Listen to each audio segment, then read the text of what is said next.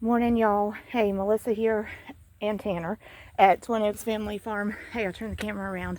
Welcome back to our YouTube channel, Twin Oaks Farm Poultry. This is another day in the life of a small family poultry farm. This one is viewer discretion advised. Gonna put it out there. If you don't want to see a dead chicken in a meat production operation, just stop watching this video. Go to another video. There's no reason to pause and scroll forward in this video. This video is about bearing flock mortality chickens from the meat bird production flock that we have on farm right now. This is actually October 12th, 2024 when I'm recording. Probably gonna go ahead and schedule an upload for later in the next week here in October. But this is a flock that is 39 days old, and so I will actually show you one of the chickens that was flock mortality this morning. So when we say flock mortality, it means an individual bird in the flock died during production prior to the date that we want to have it butchered, take it to the poultry processor that we use. So let me get my train of thought here. So in several videos I've talked about with raising meat birds, Cornish Rock Cross meat chickens, there's a fine line for the threshold of success. We call it the threshold of success to maximize the bird's growth potential but minimize the flock loss possibility. So that's what we say our goal is in production. Maximize growth potential, minimize flock loss. So our overall operation goals, so let me give you some scope, size and scope. We're a family of 5, small poultry farm. It is not a poultry farm operation that has to support a household. We do treat it as a farm operation that has to support itself. It can't cost us money. We hope it makes us a little money. The operation started about 5 years ago because we, at that time, first time, raised Cornish Rock Cross meat chickens for our own household for chicken. We are already involved in agriculture. My husband's family's farm, crop farm, and raises cattle. The guys prefer crops. I think now the cropland that they have is up to about 200 acres. That's a combination of ground the farm owns and ground that is leased, but about 200 acres in crops. Primarily soybeans, corn, some barley, and make some straw and some hay. They also raise cattle and some pigs throughout the year. So our background as far as household meat has always been, we are accustomed to beef and pork that we've always raised, and we never had a taste for chicken. We had never raised meat chickens, but any chicken that we would buy out to eat or at a typical store, we really didn't like the texture and taste of it. But about 5 years ago, my husband said, well, what if we raised the meat chickens ourselves? Do you think it would be kind of similar to pork and beef, where there's kind of a noticeable difference in things you get, in the mass food system compared to things that somebody's raised in a homegrown type setting?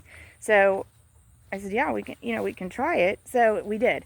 And we liked it so much that we decided we wanted to become proficient enough at raising the Cornish Rock Cross meat chickens that we could market it, because our drive was like, other people should get to experience how good homegrown chicken is. So that's where the whole thing kind of started. And so in 5 years, several thousand birds. I don't have the exact count in my head anymore. This year we're raising 1,650 in 6 different flocks over the course of 2024. But in the course of that, we've learned a lot of what not to do. We've learned a lot of what we want to do.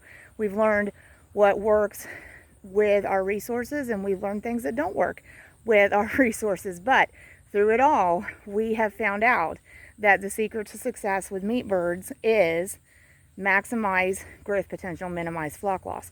And one of the things that we figured out is that we want a production cycle, so start to finish, hatchling to finished meat chicken, no longer than 6 weeks. And if we could finish them successfully in 5 weeks, we would do that. Because what we have observed is that in that week, from day 35 to day 42, if you're going to have flock loss, it's going to possibly be exaggerated in those last 7 days from day 35 to day 42. We think simply because those birds have reached that stage of finish. They have maximized their growth potential. And every day that we are keeping them in production, those organs are having to work harder and harder, and those organs are gradually losing the ability to support all of that size and all of that growth, because those birds, even though we consider them finished for poultry, for, you know, butchering and processing into a whole chicken or custom cuts, they are still growing. So those organs have to just, you know, exponentially support that compounding growth all the time. So, you know, it's going to max out somewhere, and that's our thought process on that. Maximum growth potential, which we feel like is generally achieved by about 35-36 days with a Cornish Rock Cross meat chicken. Our system for that is basically raising them in a barn and providing free access to feed, full feed, 24/7, so around the clock, a 22% complete feed in a crumble that is formulated specifically for starting, growing, and finishing meat chickens. Ours happens to be from Kalmbach. We are completely thumbs up on that feed. It is actually, we're in Ohio, it's actually made in Ohio. We're like southeast Ohio. I believe Kalmbach is probably based in the northern part of Ohio. Local feed mill just like 4 or 5 miles from our home that we do business with. Our favorite feed mill, shout out to Beverly Feeding Equipment over in Beverly, Ohio. They handle Kalmbach. We started using Kalmbach. We stuck with it. Works for us. But that's what our birds are on, 22% start to finish meat bird. So the 22% refers to protein value. And we used to try a system where, like, we started them on 22%, we dropped them to 19, we finished them on cracked corn.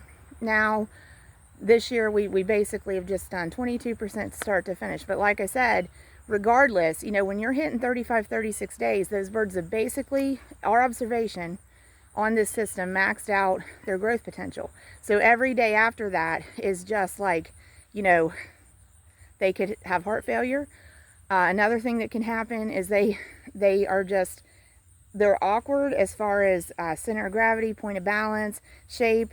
When they're resting and they get stretched out, they can lose their balance and end up on their back. If that happens to a bird and there's not someone right there when that happens to rescue them and they tire, when they let their head go back, it can cut off their air supply. So like I said, this has all been kind of a lead into today. Viewer discretion advised, seriously, because we're going to go into the barn. I'm going to get one of the dead birds. We're going to bring it out here. I have the hole dug. So our carcass disposal is one of two methods: bury it or burn it.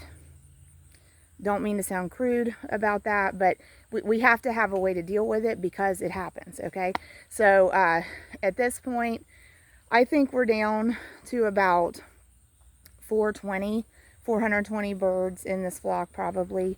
So they actually, and see, that's, you know, that's another, for the producer, that's another part of that maximize growth potential, minimize flock loss, because we're 2 days away from the end goal, from the day that we take them to the processor. And I walked into the meat bird barn this morning and there's 3 flock mortality. So, you know, whatever we had yesterday, we have 3 less today. You know, that's what it comes down to. And it seems like every day you go beyond, whenever your system gets that bird to the finish point, every day you go beyond that, you just increase the risk that you're going to have more flock loss. So, you know, it's one of those things, like, you know, as we age with human health, like, you know, there's a point where, like, it's never better than today. It's always, it's downhill from here no matter what, you know. And so it's kind of that way with meat birds. Like, you get them to finish, like, it's not going to get better from there. It's all downhill from there. So so that's the nature of production agriculture. We got to respect that. The birds are being, these birds, Cornish Rock Cross meat chickens, they're being raised for meat. They've been selectively bred just through selective breeding, you know, hybridizing different pairs of birds for the traits in order to pass down certain traits, which in this case is rapid growth, efficient feed to meat conversion, and putting the meat where we want it. You know, so we have to respect that, though. That's what these birds are bred and raised for. So if we know, like in our system, they're finishing in about 36, 38 days, we're not doing them any favors to keep them in production another week. So what we've always gone for is, as we learned that, the point we got to, what we've always gone for is we try to get their production length to 42 days, that's 6 weeks, without going over. And the reason that can be kind of a matching challenge is because we set our processing date first, and then we count back from the processing date the number of weeks or number of days we want the birds in production, and then that's the date that we give to the hatchery. Hey, can we have birds on this day? And then, you know, a lot depends on, for one thing, a lot depends on, well, when's the hatchery hatching chicks? You know, what days of the week are they hatching chicks?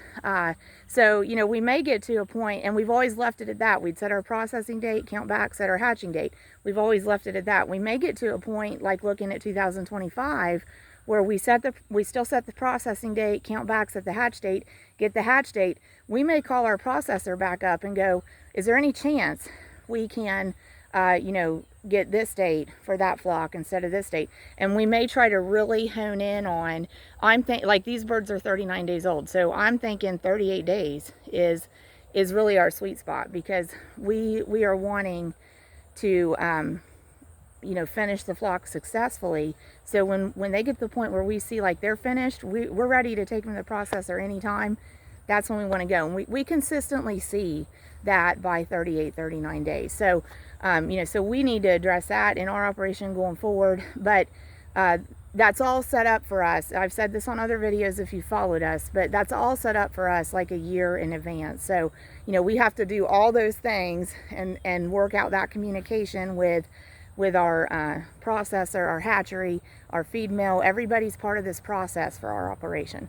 So we have to do that communicating, like say in November and December of 24, to set up the whole calendar for October of 25. So, okay, so let's get right to it. So first, I'm going to show you where I'm prepared for the next bird that I'm going to bury. If you don't want to see a dead meat chicken and you're still here, just go ahead and leave now. But we're glad you're here. And actually, one of the things that we're needing for our channel to continue to grow is watch hours. So, you know, it's really counterproductive for me, counterintuitive to say, hey, don't watch beyond this point. But really, if it's going to bother you to see a deceased meat chicken from natural causes, feel free, you know, to join us another time. Okay, so, but I've already dug one hole, actually right here where you're seeing it covered. So just buried a bird there. I've got a second hole going there. Actually, where this rose is, we had several last week.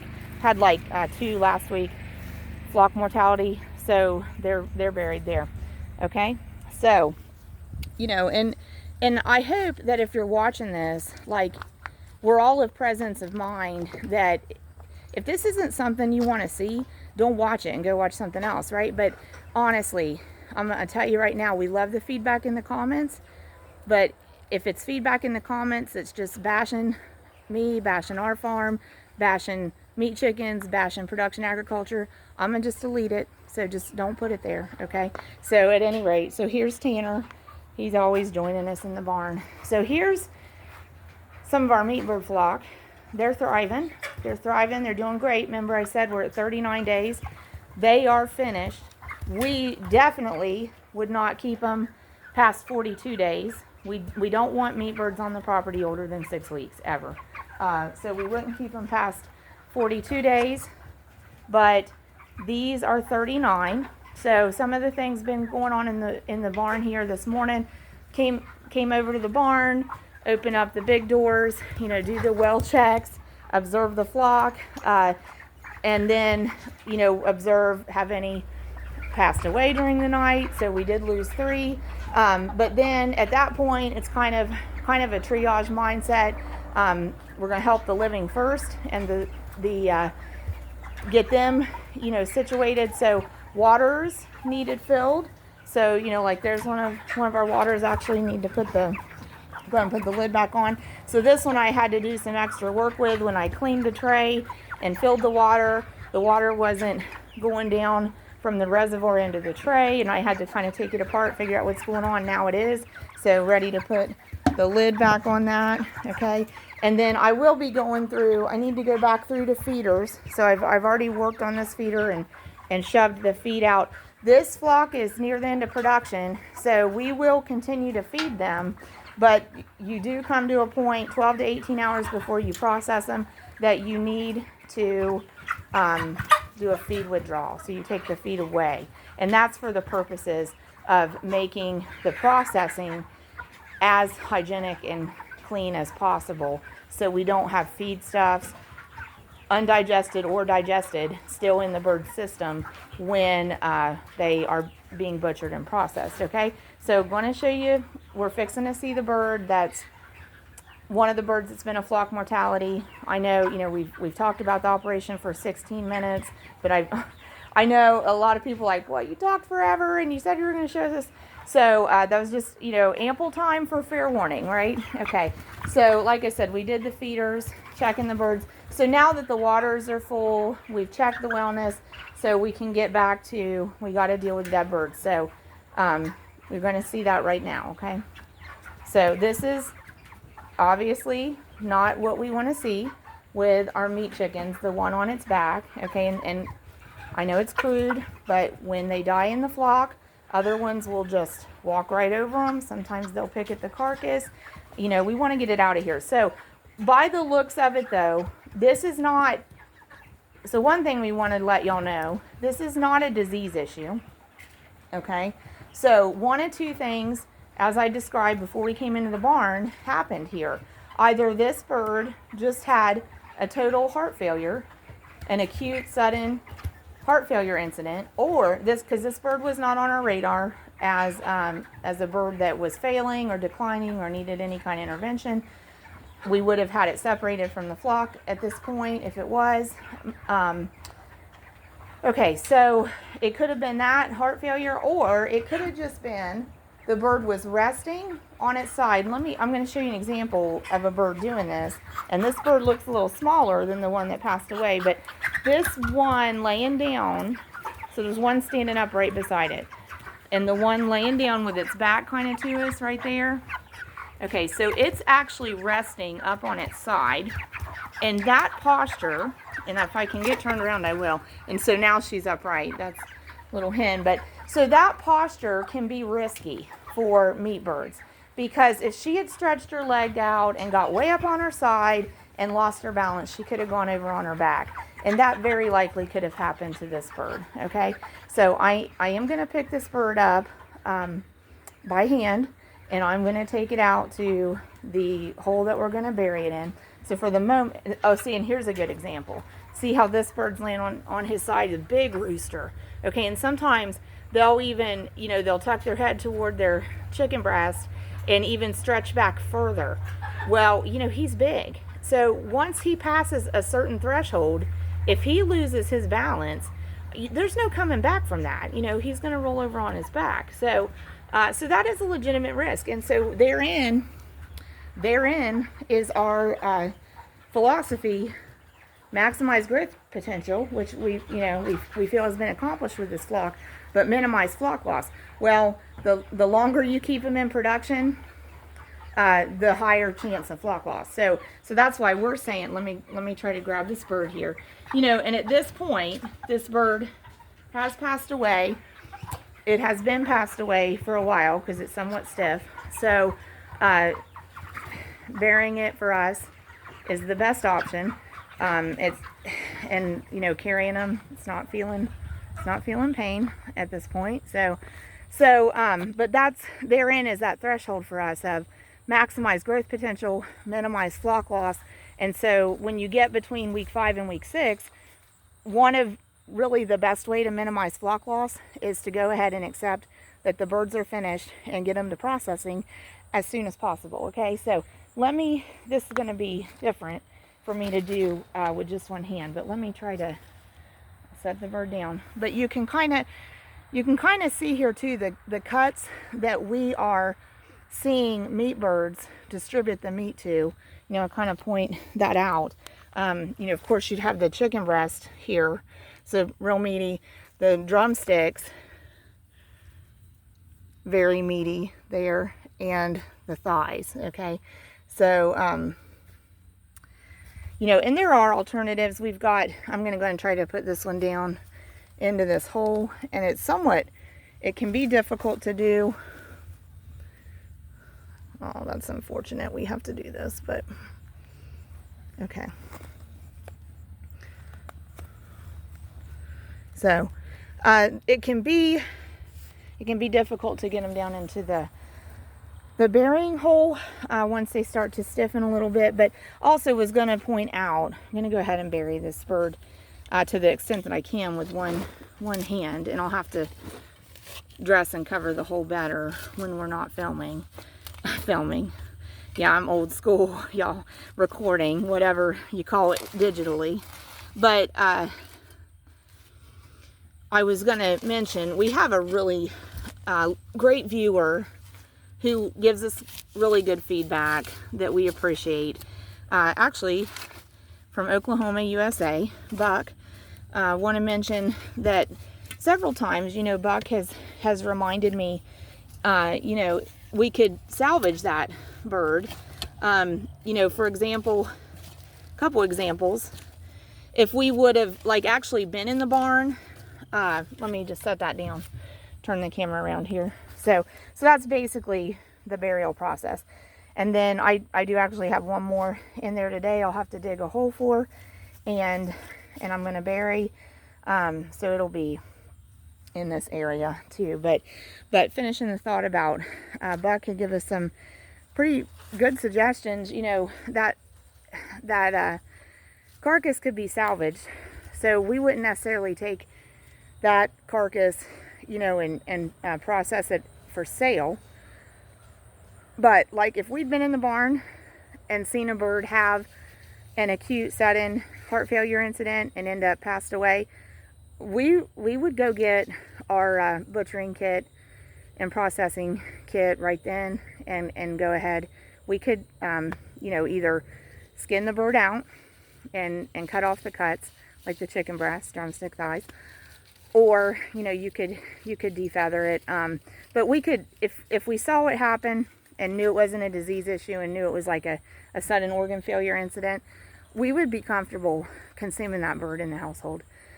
Also, you know, even possibly this one that we just buried, maybe a little time has lapsed, you know, that bird could still be salvaged probably and used for grinding up for dog food if you have pets that you would feed it to. So there are possibilities for salvaging it. Now, like in a commercial operation, even a small one, sometimes, you know, you're working at such a quantity of birds that you just have to have a plan, and it just has to be handled the same every time. You know, burn it or bury it to deal with the carcass removal. But we do, you know, we've done the processing of a flock of birds, and it takes time. It's a big project when you do it in quantity, and besides that, there's an aspect of dignity to it that, you know, that we respect, that you know, when we're raising these animals for meat production, this livestock for meat production, that feeds and nourishes humans. So, you know, we do try to bring an air of, a tone of serious respect to what is involved here, you know. So anyway, but that's the reason, rather than just, you know, chuck it over the hill or whatever, you know, whatever. Like we think it's important to be aware that, you know, if we experience flock loss in production, we want to have a plan for how that's handled. We want to handle it promptly. We want to handle it with some respect for the process, and respect that these animals are being raised to nourish and feed people. And so for us, you know, that's just, we make that intentionality a part of our operation, that, you know, when we have flock loss, we're gonna have a plan. We're gonna bury the carcass or burn the carcass. And so for us, part of that option also is we have a furnace, an outdoor wood burning furnace that heats our home. So part of the year, basically like probably November to March or April, we have that furnace running. And so that's where we'll actually, most of the time, if it's going to be the option to burn the carcass, we'll put it in there to burn it. So and like this summer, we couldn't burn like an outdoor fire. We had a burn ban because we had drought conditions throughout Ohio for the summer of 2024. So burying, you know, was the option at that point. So anyway, just wanted to share that with you. So day in the life of a poultry farmer. Actually the burial of a chicken carcass. So I know it took 16-17 minutes to get that point where you saw it, but if you hung around, thanks, we appreciate you. And I'll dress that hole a little better, and then the third one could either go right there, or, you know, maybe right on this corner. Actually, I can move this lamb decoration and put it there. And so the plan actually right here is, and part of the reason we're putting the carcasses here, I'll leave you with this here at the end, is that I know for next year, so we put this rose in here late summer, and I know for next year, this is a Floribunda rose, I think it's called Double Delight, but I think for next year I want to plant 2 more roses and then surround the roses with marigolds. So having these carcasses buried here will break down into the soil and be a fertilizer, a natural fertilizer for the soil. So in that way too, we feel like, you know, just as if you salvage the carcass and fed it to pet animals, you know, there's still some use and purpose in having raised that bird. You know, commercially, we do think about, there's a cost element to it, as far as, you know, we do have the cost of, we bought those chicks and raised those birds up to a certain point. At this point, we would presume that bird that we just buried probably ate 10 pounds of feed.